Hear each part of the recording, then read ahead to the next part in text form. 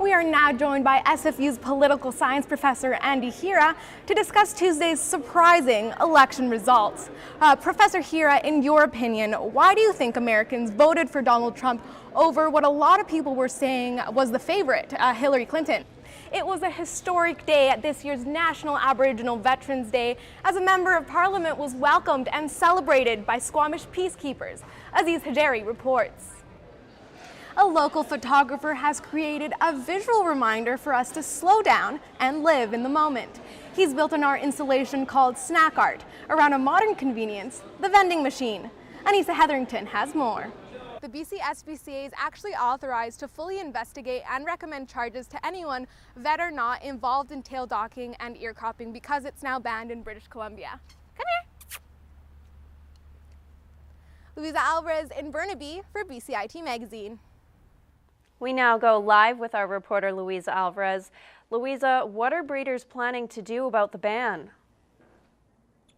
So the breeders that I spoke to were extremely against the ban, and they told me they were right now looking at their options to see what could be done. They didn't go into specifics, but they told me that their main goal is for veterinarians to have the choice to choose whether or not they're going to do the procedures. As of right now, though, they did tell me they're taking their puppies across the states or to Alberta, where the practices are still being done. Johnny? And if the procedures are done outside of the province but the dogs are brought back, can the SPCA still recommend charges? No, the SPCA only has jurisdiction inside British Columbia, so if the procedures are done outside of the province, there's nothing that they can do. Back to you.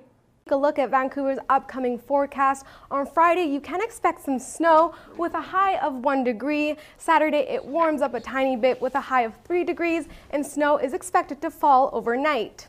Sunday, there's a 60% chance of flurries with a low of -6. And then if we look into next week, both Monday and Tuesday are expected to be below 0. But on the bright side, the sunshine does return.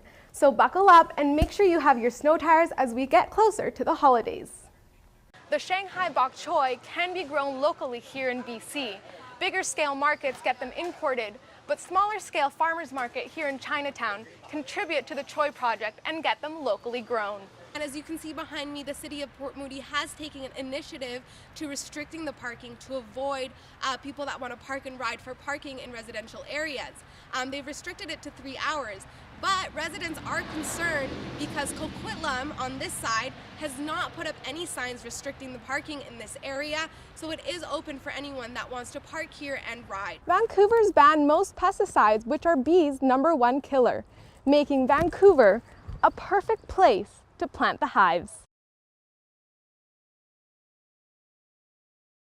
Enterprise social analyst NetBase crowned Amazon the #1 social media brand for 2016. According to their 2016 report, the internet-based retailer holds the largest share of voice among consumers. Tiffany & Company was named for being the most passionately and positively discussed brand, said NetBase. Researchers monitored more than 430 million social post conversations across Twitter, Facebook, Instagram, and Tumblr.